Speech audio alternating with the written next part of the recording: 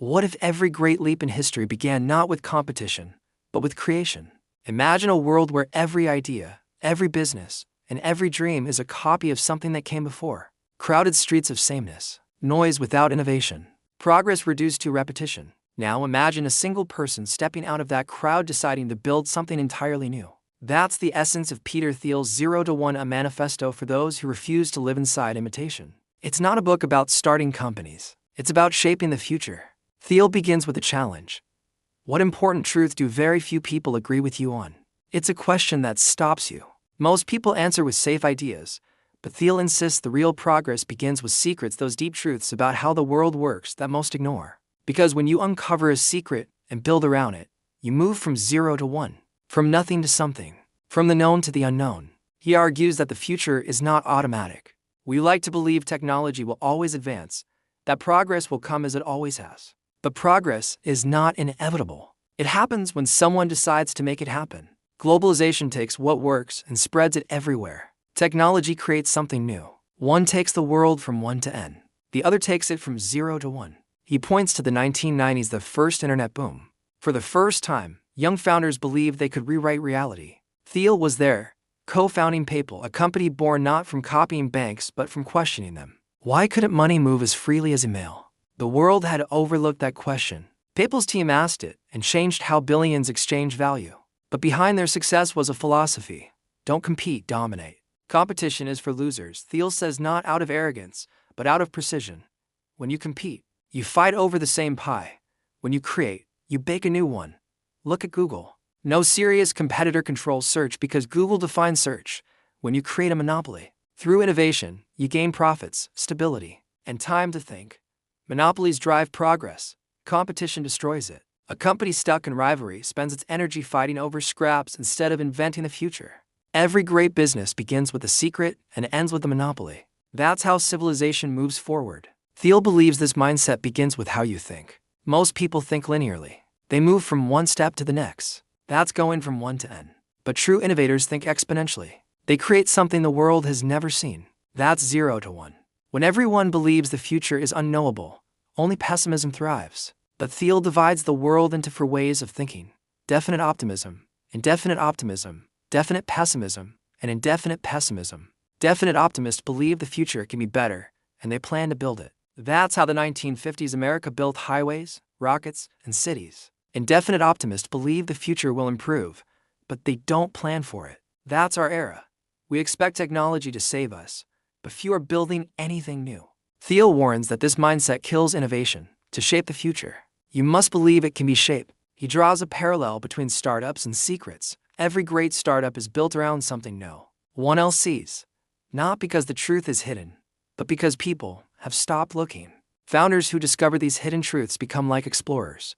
They venture into uncharted territory. But discovering a secret is not enough. You must protect it, nurture it, and scale it into a monopoly before the world catches up. The book argues that startups are the last frontier of exploration. The modern world may feel mapped, but in business, countless undiscovered continents remain. Thiel describes startups as the strongest form of leverage. A small team with the right idea can bend reality. The key is to think independently. Don't follow the crowd.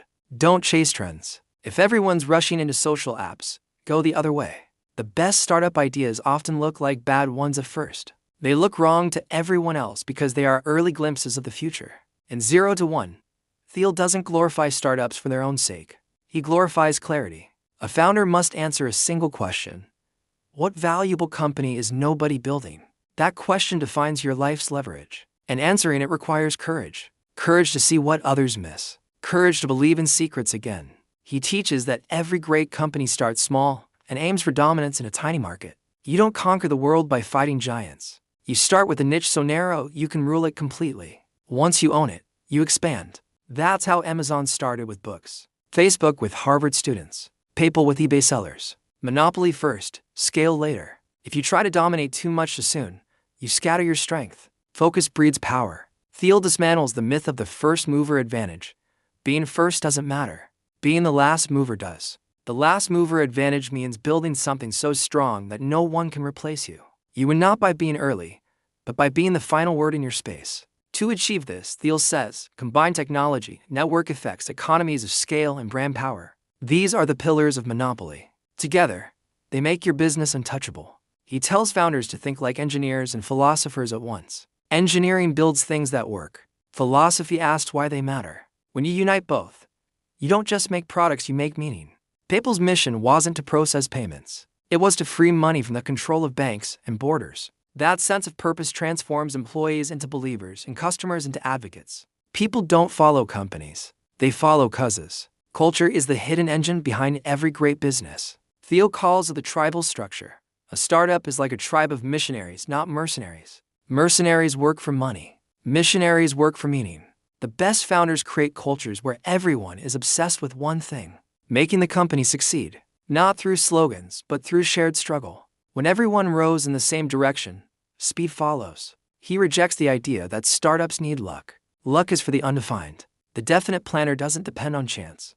Thiel's life shows this. He didn't stumble into PayPal's success. He built it through reasoning, patience, and bold conviction. He tells founders to design the future deliberately. Don't play dice with destiny. One of his most striking ideas is about power law thinking.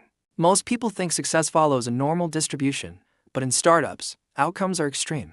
One company often makes more money than the next 100 combined. That's the power law. Thiel says investors and founders must understand this. The biggest secrets and the biggest rewards live in the tails of the curve. Instead of spreading your bets thin, go all in on what matters most. When Thiel taught at Stanford, he asked his students to imagine a world 10 years from now that looks completely different. What will you build that doesn't exist today? Most people can't answer. They've been trained to copy, not to create. But Thiel insists, the future belongs to creators who dare to think from first principles to break problems down to their raw truths and rebuild from zero. He often references the founding of PayPal to illustrate how chaos can become creation. In its early days, PayPal faced fraud, server failures, and fierce competition. But the founders shared an unusual belief. They were not fixing a product. They were building a movement. That mindset made them relentless. When the world doubted them, they doubled down. When regulators threatened them, they adapted faster. This persistence, fueled by belief in a secret truth, is what separates 021 thinkers from the rest. Thiel also challenges how we think about education and career. The world trains people to fit into existing systems, to be excellent at following paths others built. But the future doesn't need path followers, it needs path makers. Every student, every worker, every entrepreneur should ask, am I copying or am I creating? The difference decides whether you live in history or shape it. The deeper message of 0 to 1 is not about business models or startups. It's about how to think independently in a world addicted to conformity. Thiel says the biggest enemy of progress is herd thinking. People believe the same things, chase the same goals, and fear the same risks. But the world changes when one person sees it differently. He argues that the next Bill Gates won't build another Microsoft. The next Mark Zuckerberg won't make another Facebook. The next Elon Musk won't start another Tesla. True innovators don't follow footsteps. They create new paths. Imitation can make you rich, but originality can make you immortal. Thiel's perspective is both practical and philosophical. He doesn't romanticize disruption. He values focus, patience, and depth. Technology, to him, is not an end but a tool to magnify human purpose. He reminds us that progress is fragile. Without visionaries who dare to build, society stagnates. The world needs builders, those who prefer creation over consumption. He also exposes a modern paradox. We live in a world full of technology but starved of ambition. We build apps that deliver food faster, but few that solve real human problems. We invent distractions instead of discoveries. 0 to 1 calls for a return to meaningful innovation, building things that matter. At its heart, the book is a plea for courage. Courage to be definite in an indefinite age. Courage to believe in your ideas even when no one else does. Every 0 to 1 leap begins with a moment of isolation, when the world laughs or doubts. But history always begins with a single creator who sees what others can't. When you finish this book, you realize Thiel isn't offering formulas. He's offering a mindset, the courage to think for yourself, to plan when others drift, to build when others copy, to move from 0 to 1. And so, the question turns to you. What secret do you know? What future can you see that others can't? What problem is hiding in plain sight, waiting for your vision? The world doesn't need another competitor. It needs a creator. Start small. Think deeply. Build deliberately. Protect your secret until it grows strong enough to change the world. Because the future doesn't happen to you. You build it. The next great leap won't come from governments, corporations, or institutions. It will come from individuals who dare to ask Peter Thiel's question, What important truth do very few people agree with you on? When you find your answer, hold it tightly. That's your path from 0 to 1. If you felt the pulse of this story, if it made you question how you see progress, then don't let it fade. Take this idea with you. Share it. Reflect on it. Act on it. Because somewhere inside you, there's a secret the world has yet to discover. And the future is waiting for you to build it.